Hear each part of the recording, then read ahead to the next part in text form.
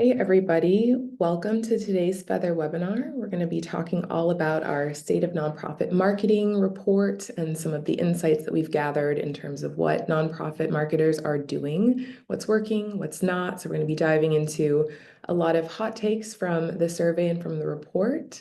But I'll give everyone just a couple minutes to trickle in. I'm joined by VP of Marketing, Bradley Martin. Hey, Isa, thanks for having Hey. me.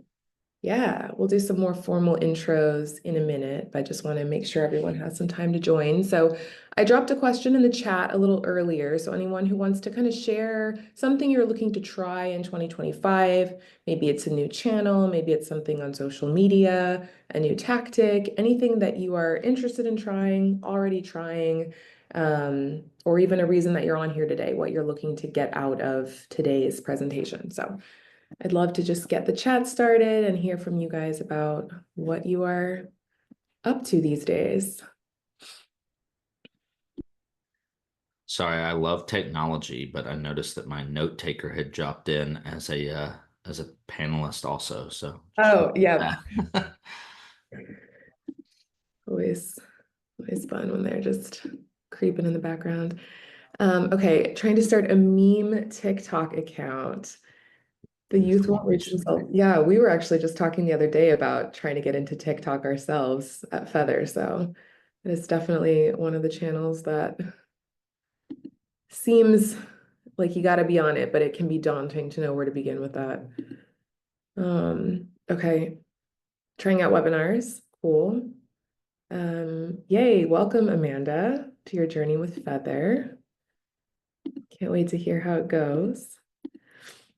Cool, well, keep on dropping in some answers to the question just to keep the conversation going, but I think we'll go ahead and dive into the content already because we've got a lot to cover today. So let's go ahead and start. So just some quick intros. I'm Isa Hasty. I'm the Senior Content Marketing Manager here at Feathr. I included my information here at the bottom if you want to reach out to me. I'd always love to hear about webinar topics you're interested in hearing, from us, any content that you think would be helpful, anything that you would like for us to cover. I am all ears. So, and for Feathr users, if you're interested in sharing a story with us, I head up our case studies. And so I'd love to chat with customers that are using Feathr, seeing success, sort of what's working when it comes to your marketing and digital marketing. So always hit me up if you have anything you want to chat about, and then I'll pass it over to Bradley for a quick intro. Hey, I'm Bradley Martin, the VP of Marketing here at Feathr.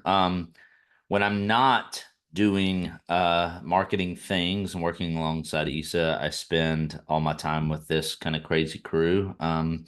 My oldest is turning 13 this week, which is kind of wild, but yeah, so I have been around the nonprofit tech sector now for pushing almost 10 years and just love the space, and I'm really excited to talk about what we're going to go through today because I think it's such a relevant topic right now with everything that's going on, and thinking about how to stay in front of your audience and how other organizations, 500 of them that we've surveyed, responded about their thoughts around all this is a really kind of fun and interesting thing to think about. That might make me a big nerd. I don't know, but I kind of love going through all of this information.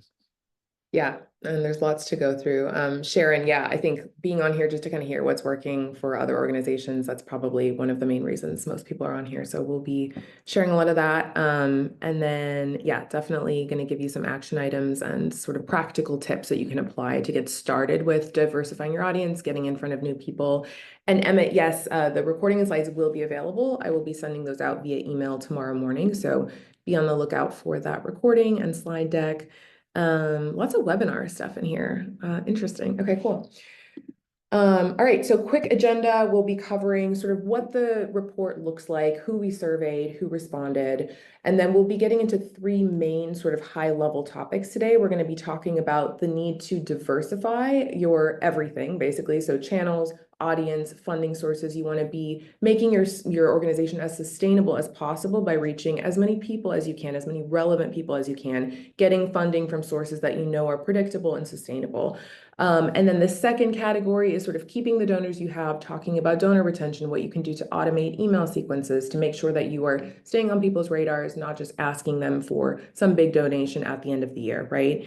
And then the third one is just sort of navigating uncertainty with confidence. So we'll get into that in just a second, just the sort of uncertainty that we know everyone on this call is probably dealing with, and just some ways, some advice and some ways that we think you can sort of navigate that, stay afloat, and thrive for years to come, despite all of the craziness that is unfolding. So a quick background on the state of nonprofit marketing. So every year we poll nonprofit marketers. So some are Feathr users, some are not.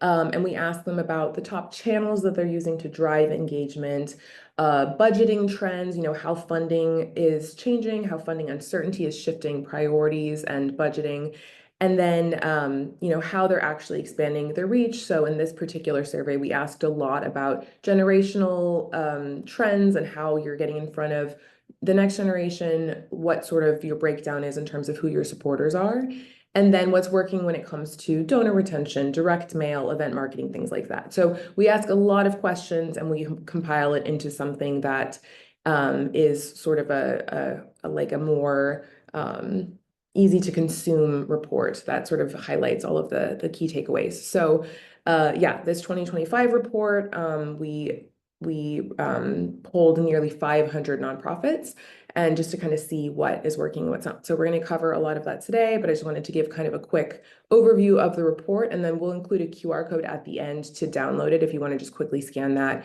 see the whole report. I highly recommend actually digging into that and looking at what is in there. So just a quick breakdown of the types of organizations that we polled. So a lot of human services, education orgs, some association or member-based orgs, lots of healthcare, arts and culture. So, Feathr serves a lot of museums, arts orgs, things like that. And so we got a lot of those in the respondents, some religiously affiliated institutions, a lot of food banks, animal orgs, things like that. So quite a wide variety in terms of types of orgs and missions. And then the majority of respondents were in marketing, development, or executive leadership. So again, just kind of highlighting who responded to the survey. I'm sure a lot of the people on this webinar fall into one of those three categories, but we did get some people who head up programs, membership efforts, and other things. So cool. All right.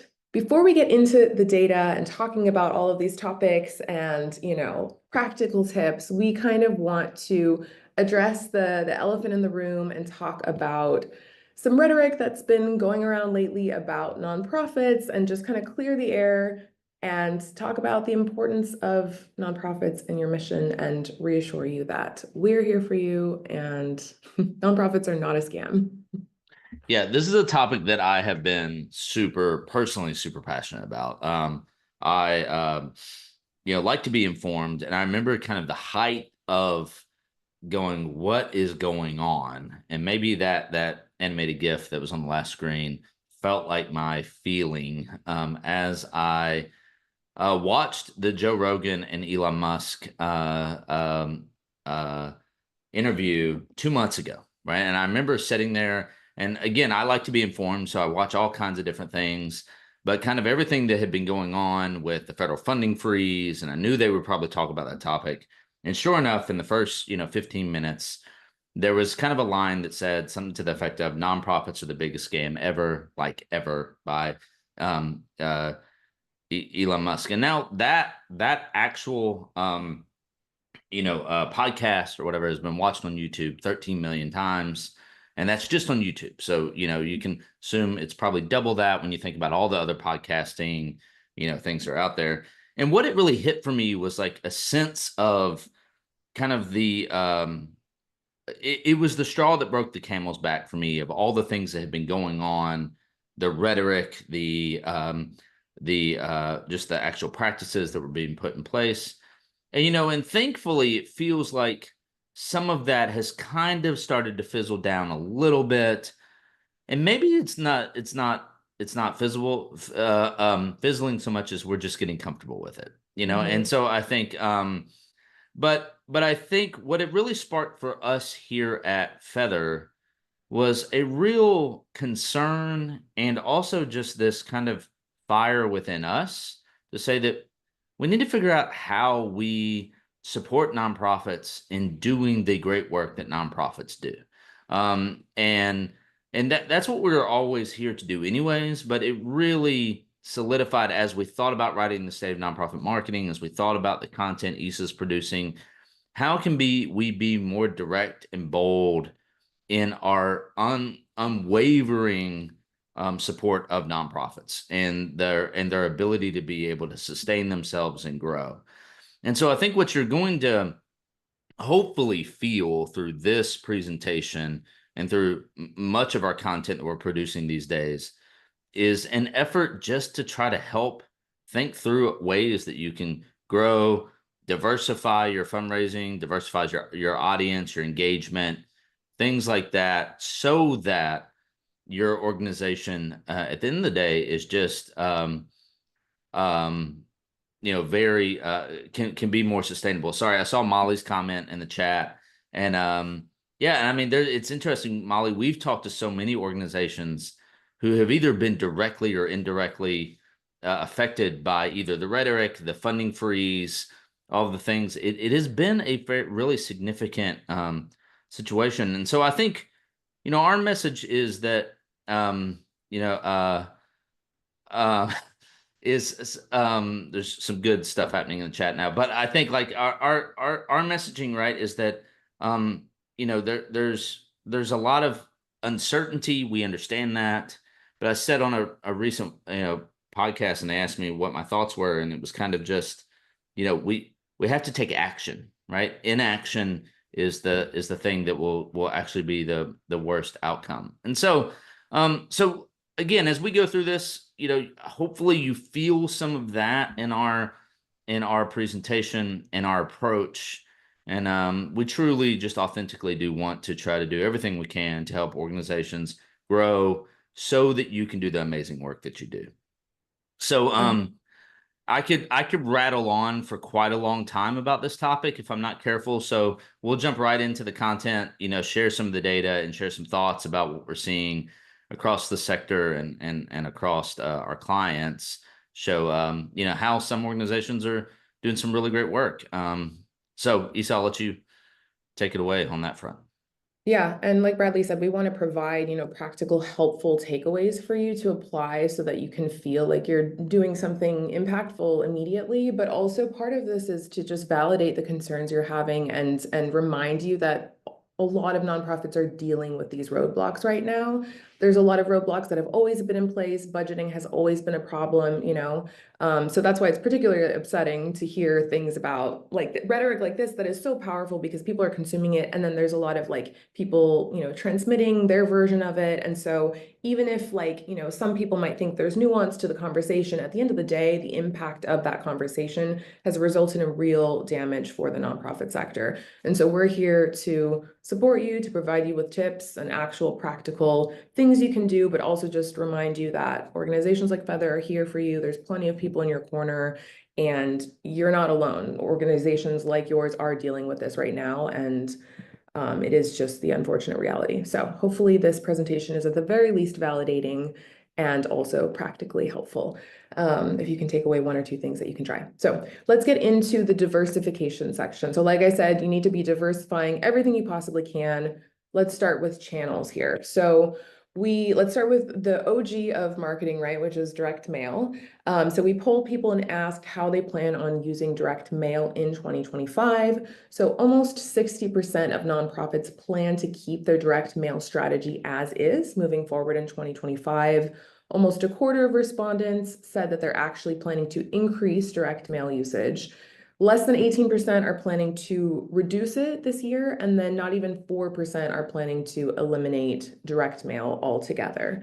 So I think that this is an interesting breakdown just because it's kind of predictable. I think, nonprofits have historically relied on direct mail as a main channel for driving, those big ticket donations and things like that. And a lot of people who are big donors, often, baby boomers, are used to receiving direct mail. So we're not here to tell you that you need to throw direct mail out the window. Some people at Feathr might be a little more on the revolutionary side and say, throw it out, put it all toward digital. We understand if it works for your organization, keep doing it in a way that works. but try testing other things and try moving some budget toward digital if you can, especially because digital advertising is a much more cost-effective channel. So you don't have to move thousands and thousands of dollars over to digital. You can start with a few $100, run a campaign, test something, run a retargeting campaign, see what works. So we're going to get into some specific ad campaigns in just a few minutes, and Bradley, I want you to weigh in here if you have anything to say on direct mail, because I know that we talk about that a lot here at Feathr, but just through some sort of reflections on this slide to kind of get you thinking about why you're using direct mail, if it has the impact it always had, or if it's kind of just not rocking the boat, continuing to do what you already have in place because, it's what people believe works. Yeah, well, and I think the belief is there for good reason. I think that's part of what we should point out is like direct mail, it still does work, right? I think the question I have a lot of questions about, and it's honestly a little bit of what Tina just said in the chat. It's like how much mail do you throw in the trash without even opening it? Like that is a real thing, right? Like I know this is embarrassing. I like to embarrass myself on calls. I like to talk about how many unread emails I have and how much unopened mail I have just sitting on my desk, that I just hasn't made it to the trash yet. But it will. And with much of it not being opened. And then yet the cost of mailing things is drastically outpacing inflation. Um, Laura, that's a good point. Yes, well, it will go into the to the recycle bin. But I think like the thing that I wonder, right, is that as direct mail is getting more expensive, a lot of the digital channels that the big brands have been using for a really long time are getting more accessible to organizations and are getting more easy to use and more targeted. So similar to how you can target specific addresses, specific donors, you can really do that in a digital way now, also.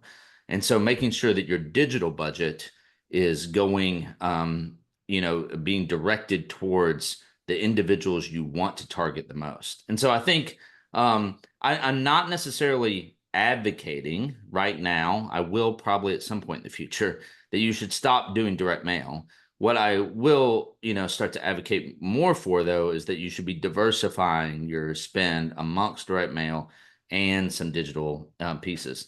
There was a very interesting uh, study done by Next After, who has their institute, where it showed that when you do direct mail and digital together, there's about a 60% increase in donations from the targeted list. And so, some really interesting findings about the power of the two together.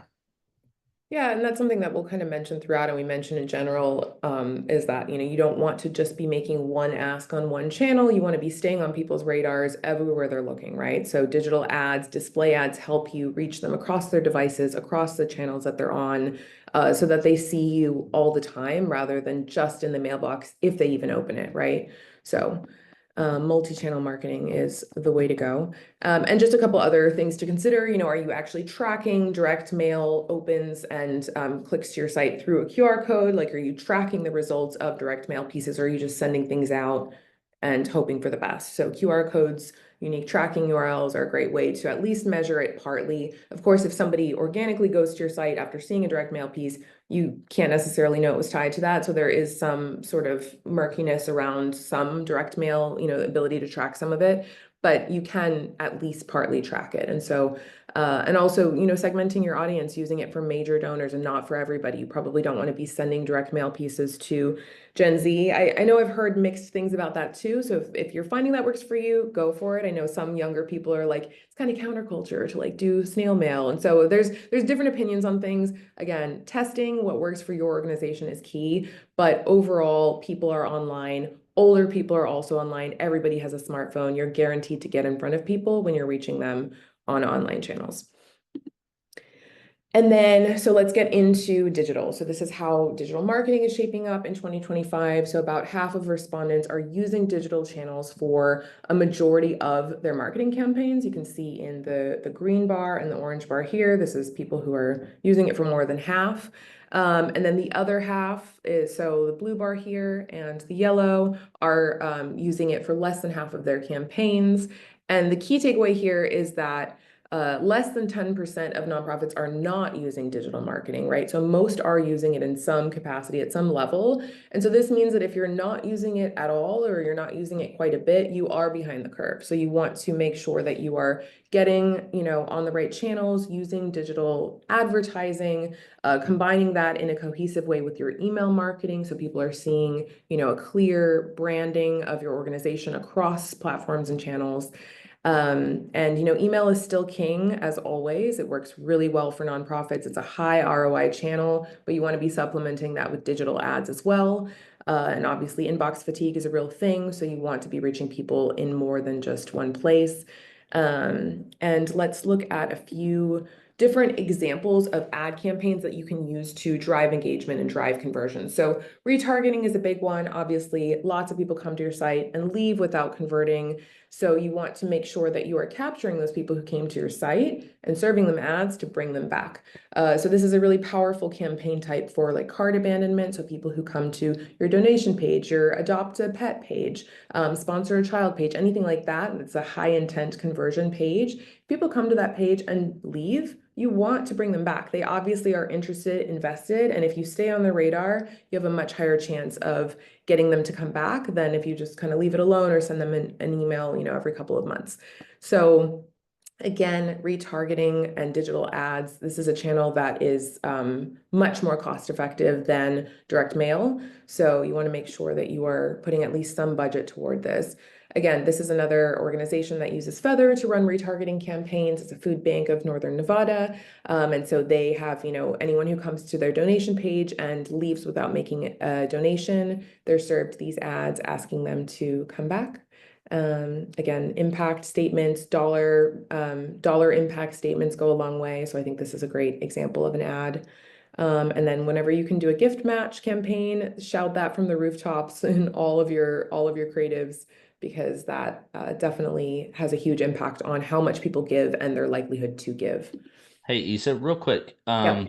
can while we're going through these other couple of examples, can you guys drop in the chat just a real quick a yes or no? Yes, that you do retargeting ads, or no, that you don't. I would love to just kind of see Yep. a and so again, retargeting ads, people come to your website. And so seeing a Okay. few Yeah. yeses. That's I'm surprised by the number of no's. Retargeting. Yeah. Gotta do it. Well, and so I think the thing that we uh it's it is, if you want to dabble into some advertising, it is the most effective form of advertising that is out there, because it's insanely cost effective, because you're only targeting people who have previously visited your website. And then also, these are people who have already shown interest, right? So I would just encourage you guys, if you aren't doing this yet, it's definitely something to go check out. M&R benchmark report came out last year with a stat that's, pretty telling as to why this is so valuable. And it's that 84% of your website visitors that come to your donation page will abandon without giving, will exit your page. So only 16%. And that's kind of the best conversion rates. You see that, back and forth. Um, so, and there's some really good questions around this, and we have some great articles about how to do retargeting. But I think, that end of the day, it is the simplest thing to do, and you can do it yourself through some various platforms, or a tool like Feathr offers, kind of a plug and play way to do this. So, but I think, I always like to kind of get a sense. I'm actually pleased with how many yeses there were, but it looks like it's about 50-50. Yep.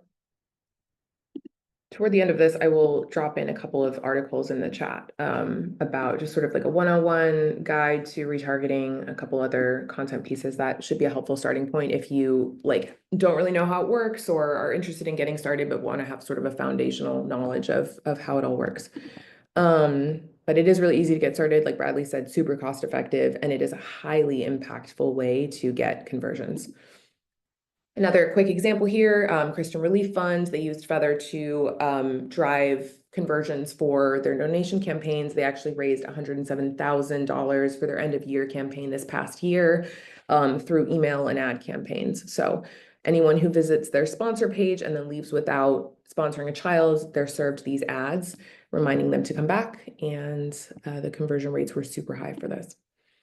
And then another sort of channel that we like to talk about a lot is CRM retargeting. We also call it email mapping and Feathr. You're basically reaching people with display ads. So just like what we looked at with retargeting, where you're serving ads all over the web wherever people are, this is how email mapping works. And you just use a list of emails. So you can basically activate your CRM data, but show ads. So no emails are sent as a part of this campaign type. You're simply showing those display ads and using people's email as that sort of unique identifier.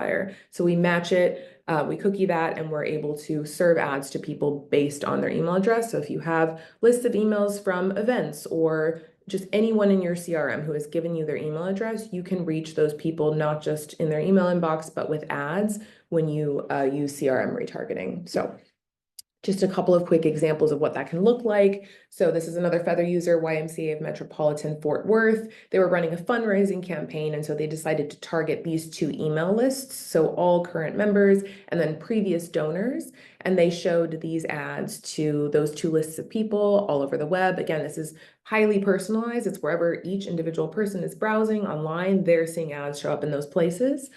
And so they were able to serve these ads to those people when otherwise they might have only had access to email them in their inboxes, right? So they did both things and had great results.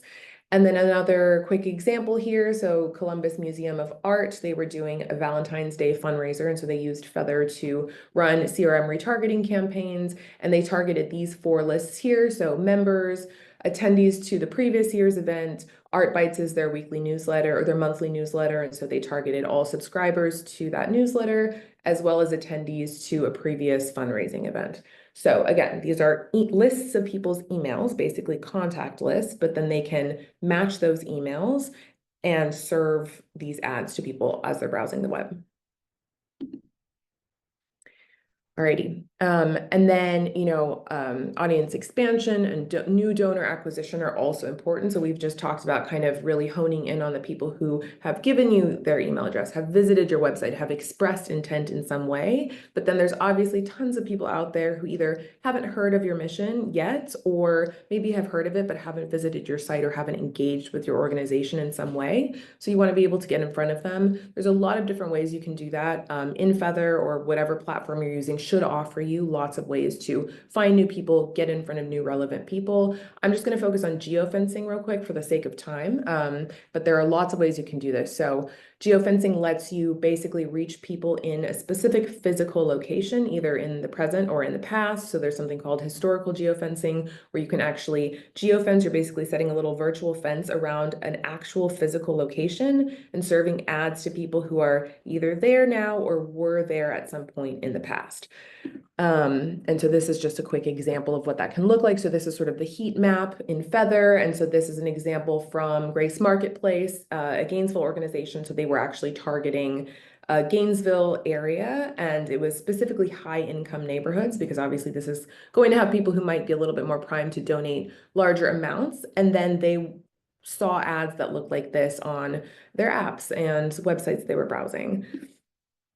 And the food bank for Central and Northeast Missouri, this is another Feathr user. They actually, I think this is a really cool use case to call out. So they use geofencing to find new donors and new supporters, new volunteers, all of that. But they also sometimes use it to reach the people that they serve. So in this case, they were opening up a new pantry. And so they basically geofenced their own central pantry to target neighbors who were coming there to get food, letting them know that there was this new pantry opening up and giving them information about that. These ads led to a web page that then gave them more sort of context and information about the new pantry, when it was opening, what they could expect. So you're not limited to just reaching supporters. Like, a lot of digital outreach can be used to reach the people that you're serving, because again, most people, regardless of everything, have some kind of mobile device. And so that is a great way to get your message out there to any of the groups that you are trying to reach.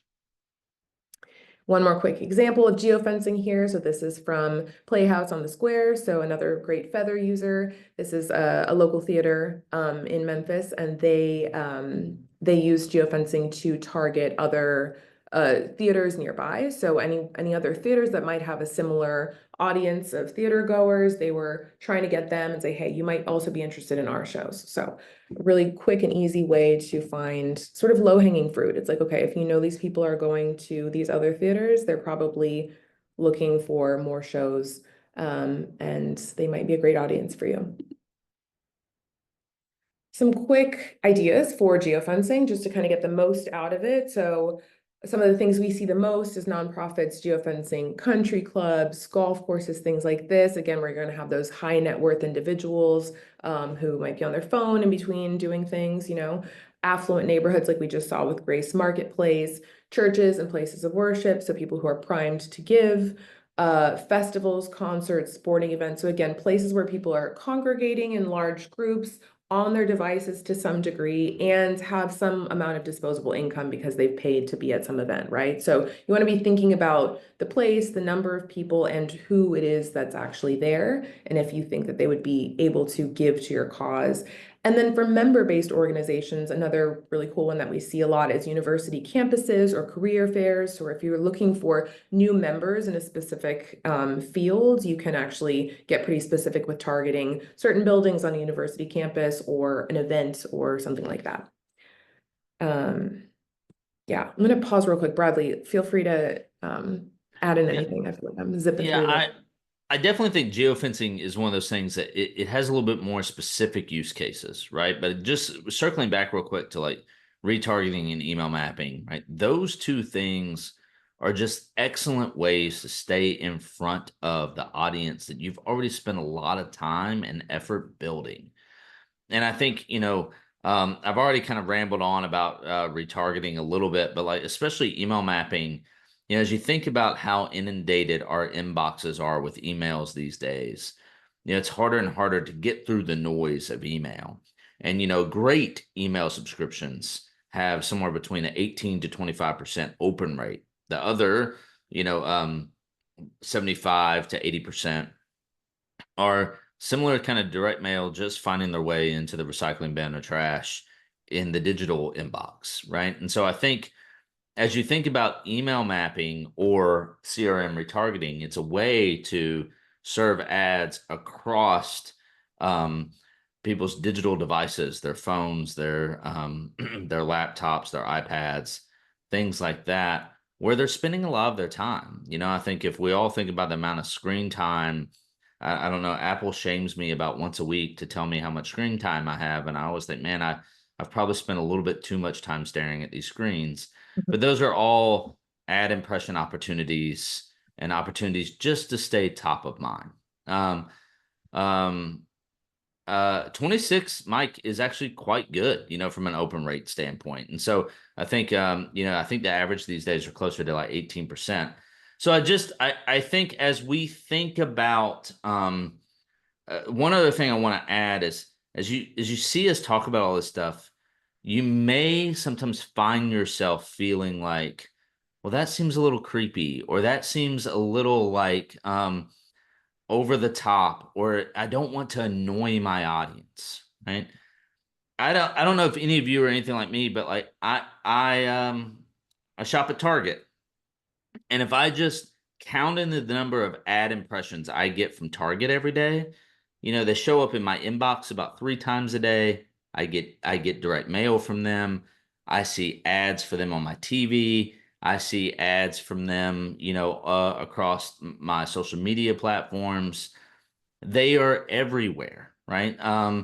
And it doesn't really bother me. It's what I expect, and they're using all these techniques. And so I think that's just something to think about as big brands around us all the time are doing these things. I think sometimes or oftentimes as nonprofit professionals, we don't want to feel like a burden. And I think I would encourage you to understand that your goal, or you should reframe that feeling, is not that you're trying to be a burden. You want to keep your audience aware of the great work you're doing and how they can support it. And if you don't, and just by sending one piece of direct mail or sending one email and mentioning something one time, it's just not enough these days, right? Because people are inundated and they need to be reminded. And so I think all of these tactics are great ways to do that, is to stay top of mind versus the mindset that we're inundating or overwhelming people. Absolutely. It's like we're going to see ads anyway, so might as well see things that are relevant to us that we might be interested in. And then I want to drop a couple of articles in here real quick that hopefully help address what Kristen, Tina, and Emmett all asked. So first, this is a quick article on the Feathr Superpixel, and how it works and how it helps you retarget. So basically, when we're talking about retargeting, what we're talking about is setting up a pixel on your website. So you can do this with a WordPress website, like you said, Kristen, and you're tracking website activity through that pixel, and then you can set up your what you want to target in your campaigns. So if you want to retarget people with ads who have specifically been to your homepage, right, and you want to show them some awareness ads, you can easily set that up because you're tracking website activity. So in order to do all of this, you have to have a tracking pixel set up on your website. Once you do that, it's crazy how much you can do and how nuanced and segmented you can get. You can build all of these groups in your community and we see like Feathr users all the time get super nuanced. Like a lot of the time they start and they're kind of doing, okay, my homepage and my donation page, those are the two main things I'm going to focus on. But when they really, really start gathering all that data, it's amazing how targeted you can get. Because you can say, okay, if somebody came to my donation page and my homepage, or you can do like combinations of pages and see who is showing the most intent and then serve them ads and then continue to serve them, like somebody who's been to your homepage once shouldn't see the same message on an ad as somebody who has just been to your donation page, right? And so you can really serve more targeted messaging based on that website activity that you're tracking through the pixel. So hopefully that helps answer the question. Basically, you need a pixel, you need a platform that enables you to do that. So Feathr is one of those platforms, but you should be tracking your website activity absolutely because it lets you run all of these campaigns. Yeah, I think just to add quick three really, really fast things. One, when we mention pixel, it's just a short line of code that you're able to add to the header or foot of your website. You could Google how to do it. It's really simple. Number two is that um, my favorite example of retargeting is the idea of, like, if you think about a humane society maybe who is offering adoptions for dogs or cats, and let's say they have two different pages that you could go to. Based on if someone viewed a page about adopting a dog versus adopting a cat, I could serve ads to them across Facebook, Meta, the internet, web pages, and actually show them, pictures of dogs versus pictures of cats, right? I'm a dog person, Issa's a cat person, so we could see, like the different things. And then, my third thing I want to point out, I'm going to go all the way back real quick because since we're just kind of in answering question mode for just a second, back to Emmett's comment, right, about how he asked the question about I earlier made a comment about the 60% increase when you do direct mail with digital ads and or email, I think was the specific thing. And yes, Emmett, it is serving both things to the same person. So if in your database, you know that Issa Hasty, I have her email address and I have her direct mail piece or her physical address, I would send her a direct mail piece. Then I may follow it up with an email, because I'm increasing my chances that she's going to see either or, and also if she saw one, it might be a good reminder to see the other. I would add on that you should also be doing some digital ads to that person about the appeal or about the program you're promoting. If it's, let's say, Giving Tuesday or end of year or whatever, or an upcoming event. All these things, these impressions increase your likelihood that someone's going to. Because I mean, how many times do we see things, we see it, and then life gets busy and we forget to go? We had every intention to give or to follow through, but we just don't because we get distracted by other things. So the reminders and the consistent impressions is what will drastically increase conversions. So just wanted to hit on that real quick. Yep. Thanks, Bradley. Great. Okay, and then wanted to talk a little bit about social media and something that we call meta email mapping. So basically what I just talked about, so you're sort of using those emails as unique identifiers. You can actually do that on social media platforms. So just want to kind of mention, like, social media is not the silver bullet that you might think it is, because you don't actually own that data, right? The platforms themselves own the data. So you should still post organically, you should boost posts, do whatever is working for you when it comes to organic social, but you can get really, really targeted when you're actually retargeting your first party owned audience data through those platforms, which is something you can do with retargeting and with email mapping. And so you know that people are spending time on social media. That's why you're posting on social media in the first place. But if you're focusing your social media ad budget on people who've been to your site, right? So same as retargeting, they've come to some page on your site, you're serving them ads. You can do this on social or on Facebook, on Instagram. You can then take those people who came to your donate page and serve them ads on Facebook saying, hey, come back and complete that donation. So you can do it all over the web, but also including social media channels. And that really kind of narrows the scope of who you're reaching on those channels and can really help with minimizing, or maximizing the budget that you're dedicating to places like Meta. And so Arkansas Hospice Foundation did a Meta email mapping campaign for a fundraising event that they have called Party at the Plaza. It was their most successful event of all time in terms of donations raised and turnout. And so basically they were targeting on social media people who were on their email lists. So again, this was an email mapping campaign. They had their CRM full of people who've engaged with them, who've been to events before, all of that stuff. They targeted that list of people on Facebook, telling them, hey, come to this party, and had super great results. Obviously, this was one of many campaigns. They had other retargeting, other digital advertising campaigns, as well as email.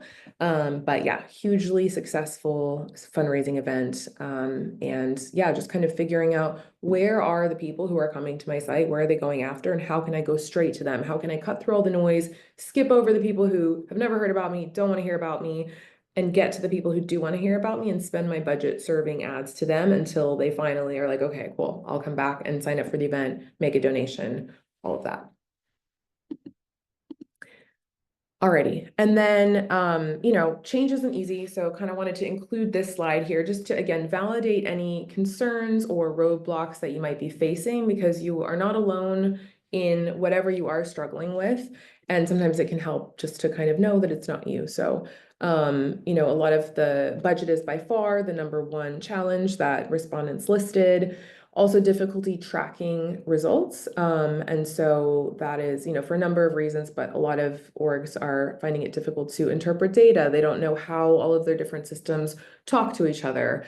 Lack of experience in knowing what to even look for. So I'll mention at the end sort of the importance of looking at all of the different metrics of success, not just conversions and ROI, but all of these other metrics of, are we getting in front of new relevant people? Are people coming to our site for the first time? And then are they coming back again, even if they don't donate that time? So there's a lot you can be tracking, again, with the right platform and knowing what to look for.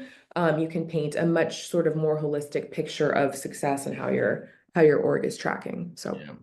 For the sake of time, I'll hold a comment, but there's definitely some things for us to discuss when we get to the ROI piece about making sure that you're measuring the right things. I've been at a lot of events lately and heard kind of a consistent theme on and it's kind of, I would almost say what I might call a myth around measurement of marketing. So we'll get to that in just a few minutes. okay, sounds great. All right, so let's talk a little bit about diversifying your audience. So this was the breakdown from the report of supporters and who is mostly donating to organizations, right? So baby boomers far and away make up the majority of donors. This is pretty predictable. Gen X is next, followed by millennials and Gen Z. So again, this is a pretty like intuitive breakdown, as older generations have more experience and more income supporting nonprofits. But we all know that, we're about to experience one of the greatest wealth transfers in history. And so you have to make sure that your nonprofit is set up to be getting in front of those younger people who are going to come into money and be in a place where they can not only donate their time and their passion, but also their money. So making sure that you're cultivating those younger demographics. And then we also asked how concerned organizations are in terms of their ability to reach younger generations. And so you can see that most nonprofits say that they're doing okay, could use some new ideas. Only 12% feel like they actually have it fully figured out. So, if you're not 100% locked in, you're not alone, it's all fine, but you definitely need to think about how to prioritize this and get in front of these people.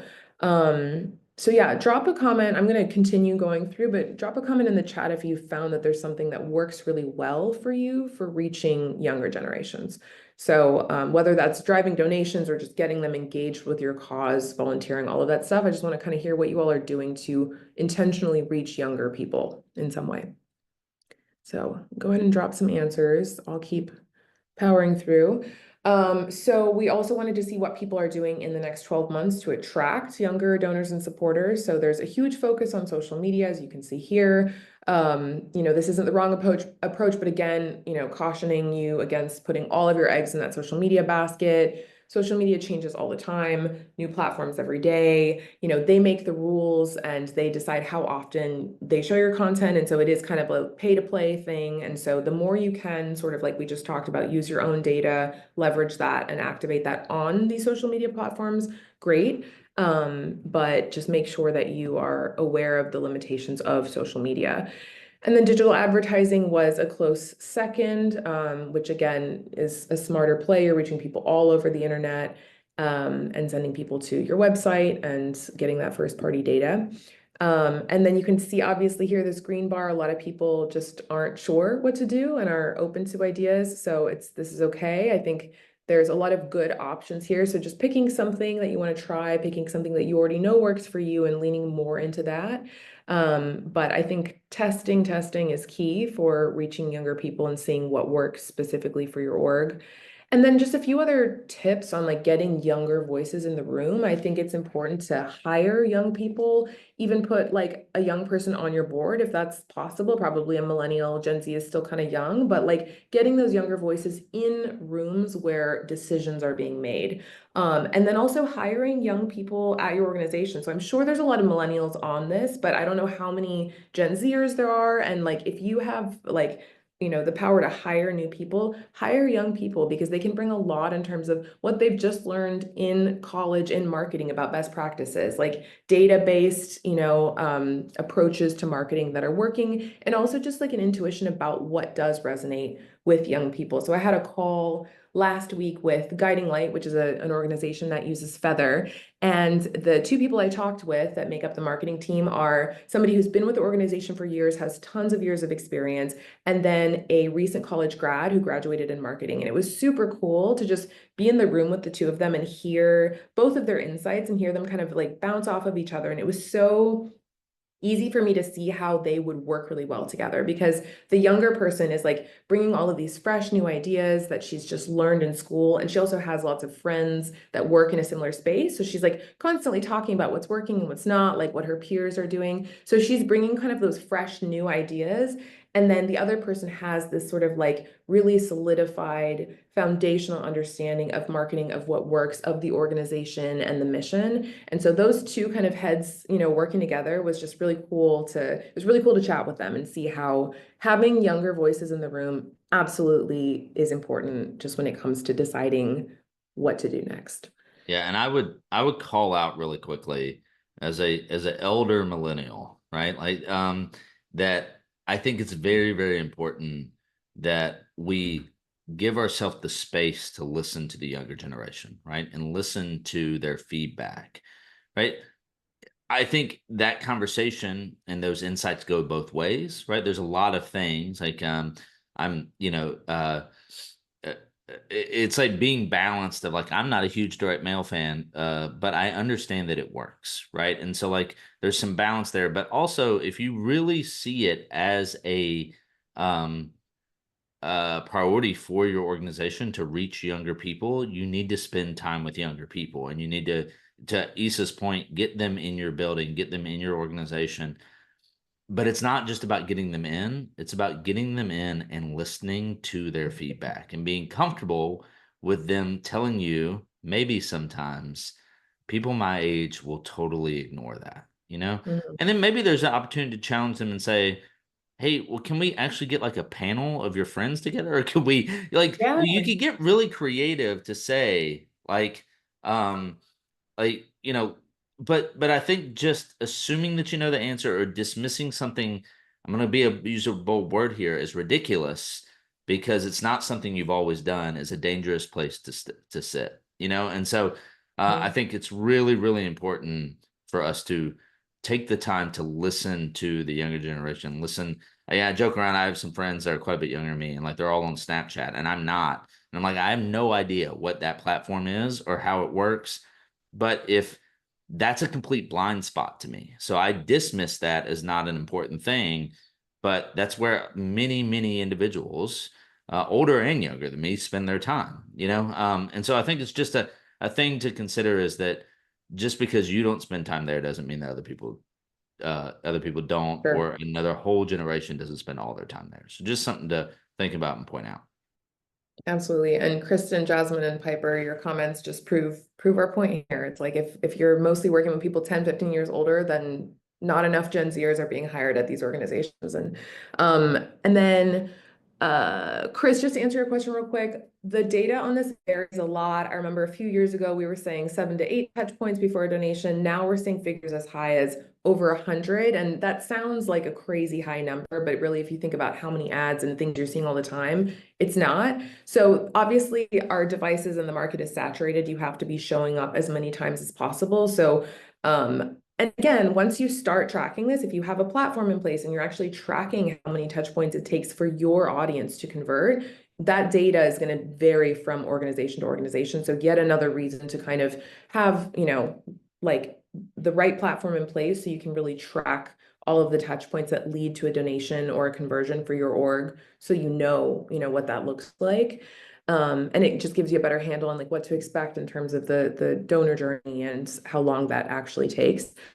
And then Emmett, yeah, I think it's hard. I mean, you can use Feathr. We have people that use Feathr to actually recruit staff as well. So I've seen like camps use Feathr to recruit camp counselors. You can recruit volunteers, but you can actually do employee recruitment through Feathr, through geofencing or any of those audience acquisition campaigns that I mentioned earlier, targeting universities, career fairs, things like that. So there's lots. I'd be happy to talk more with you about that at another time, but there's lots you can do with the marketing platform to actually get in front of the right people to work at your org.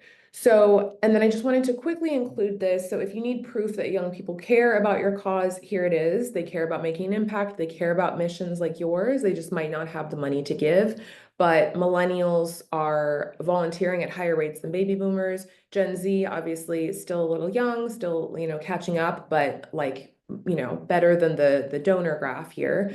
And then Gen X is the highest in terms of volunteers. So this will obviously just continue to change, and millennials will continue to, kind of grow and be one of the bigger supporter groups when it comes to volunteering their time, which is a clear indicator of interest and passion and caring about these causes.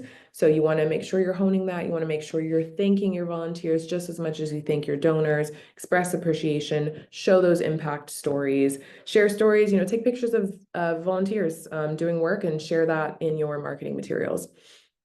All right. And then diversifying your funding resources, your funding sources. So obviously, grants and government funding are at the top here in terms of primary sources for a lot of organizations, but these, like we talked about earlier, are becoming a lot less reliable. So you want to be sure that you are leaning in other directions and making sure you have a sustainable set of funding sources for the long term. And I just thought this was interesting. So recurring giving is a funding source for more than 72% of organizations, but less than 4% actually list it as their primary source. So I think this shows that there's an understanding of the importance of retaining donors and that sort of monthly giving, recurring giving. It's a huge opportunity to kind of get people to give on an ongoing basis, but I think there has to be a lot of intention behind it in order for it to work well. So that is the perfect segue into this next section on actually getting those. Bradley, were you going to say something? Okay, you lean forward. Try to read the cues.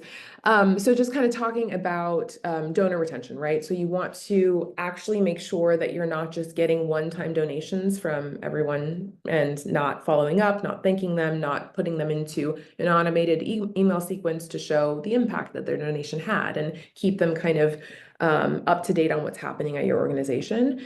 So you want to make sure that you're always showing that impact and staying on their radar all year so that you're not just asking for a gift. And so one way to do this, so automating everything you can is key. One way to do this is to set up an automated email sequence that actually just triggers once somebody makes that first donation. And so this is a cool example from the Toronto Humane Society. So they built this email sequence in Feathr, and this is kind of a specific example because it's adopting a pet rather than making a monetary donation. But I just thought it was a great example of kind of staying on the radar after somebody has converted in some way with you, right?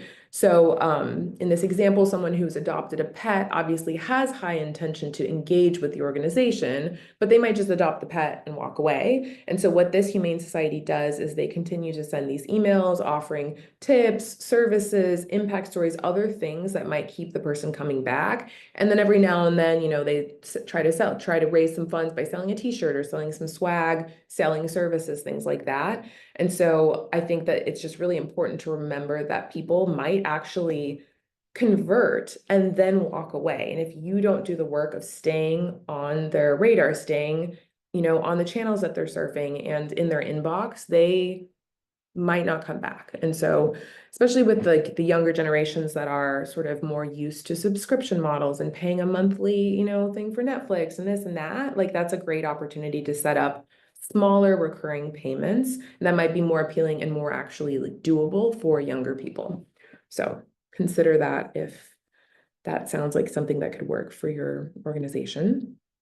And again, I've said it before, I'll say it again, automating those ads alongside email so that the inbox is not the only place that people are seeing you. So these are just a few examples of ads that people have, organizations have built in Feathr to drive conversions, drive engagement, stay on the radar of people year round.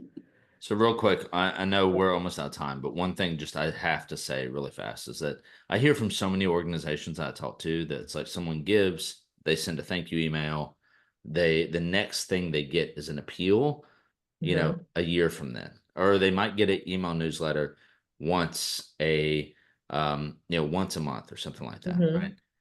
The exchange, and I know this directly, I've talked to a lot of Gen Z donors and stuff like that. The currency for a gift that donors want back is the good feeling of understanding the impact that donation made. And so I think it's so important to think about how is your organization after a gift is given, giving the good feeling back to the donor about the impact that, and it can be generalities, right? It can be, things. It doesn't always have to be that exactly you gave $100, that $100 turned into X amount of whatever. It can just be kind of more like the automated send that is sharing the impact you're making with the funds they received. And so I just want to call that out, right, as a thing that I think is really, really important to make sure you're thinking about in your messaging and marketing. Absolutely.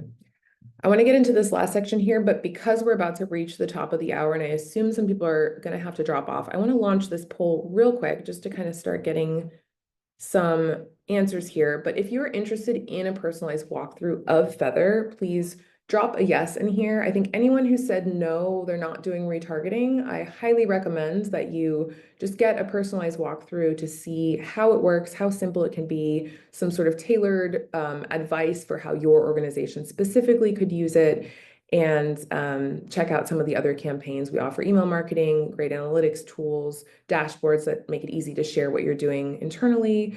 So yeah, just go ahead and drop those in there, but we're happy to walk you through Feathr and show you how you can do a lot of this stuff easily if you're not already doing it. Okay, let me go back over here. Okay. So we just wanted to include a resource to kind of keep you up to speed on what's happening when it comes to all of the changes with funding in the nonprofit space. So this is a great resource if you're not already aware of it, from the National Council of Nonprofits. Included a QR code here if you want to quickly scan that just to see what's going on, all the latest there, so you can make sure that you are not missing out on any big changes that might be happening. And then let's see, okay. And then I just wanted to include this this graph here from the report. So as you can see, half of people only use data to inform their marketing sometimes, and almost 20 rarely or never use it. So great for the 31% here that are always using it, but that shouldn't be a minority, right? So how are you actually planning to track the effectiveness of your marketing campaigns? That should be something that you have an answer to. And so understandable if you don't, but again, you want to have a platform that makes it easy for you to track what is working, what is not, where you need to put some more budget, where you need to take some budget away. And like, what could that mean for the way that you actually present things to leadership, right? If you could actually go to leadership and say, hey, we put $300 into this meta campaign where we targeted people who came to our website in the last 90 days, and we served them ads on Meta, and then we got 260 new clicks to our website and 30 conversions, right? Like that would be an impressive thing to be able to present to your board or to your leadership and make a case for getting more budget for digital or for marketing. So being able to point to numbers like that, I think, helps leadership, especially senior leadership, feel more confident about change. So I think it's really vital to have that kind of tracking in place. And then Bradley, I know you wanted to comment on this as well, but thinking about the types of metrics that you want to be able to track, and success is not just dollar amounts coming in, but there's a lot more to it than that. Yeah, I think the thing that I would always just encourage people as I've been to events and as I've been talking to folks is that boards and executive directors, and there's been a little bit of a bad habit of wanting to see for every dollar we spend, there's always a dollar of ROI attached to it. And listen, I've been a digital marketer for almost 20 years, and I would say that that's what everyone wants to see in all sectors, right? Yeah. But I think what I've learned over time and what you're seeing more and more of, like, kind of the best marketing is it's not always about the direct um, response from every single thing. If you only measure that impact, what you're missing is kind of all of those impressions working together to raise the water level, and kind of all boats rise with the water level. And so I think as a core principle, as you think about, as you step away from this conversation, it's like thinking about who your audience is and how you're staying in front of them, right? Like, is kind of the most important thing, right? And so I would say that if you're sharing good information, good content, and being thoughtful about who you're getting in front of, then those dollars are probably almost always worth it. And what you'll start to see, it's kind of like direct mail. Someone commented in here, when I send a direct mail piece, I always get cash and checks, right? The same thing's going to apply with digital marketing. As you create more impressions with your core audience or the people you want to be in front of, you're just going to get more donations, even if it doesn't always directly track back, right? So I just want to encourage you to think about it that way. Yep. Cool. And just wanted to end on this note. So, thinking about all of the positive that you're doing, I think it can be easy to get overwhelmed. There's a lot of difficult things happening. It's an uphill battle. You might be exhausted, but just taking a moment to bring it back to the important work you're doing, the people that you're working with, thinking about, oh yeah, thanks, Emmett. That's on the next slide. I'll switch to that one. So yeah, just some points for reflection here. We'll send out this deck after. So make sure that you take time to appreciate yourself and the work that you're doing and recognize the importance of it.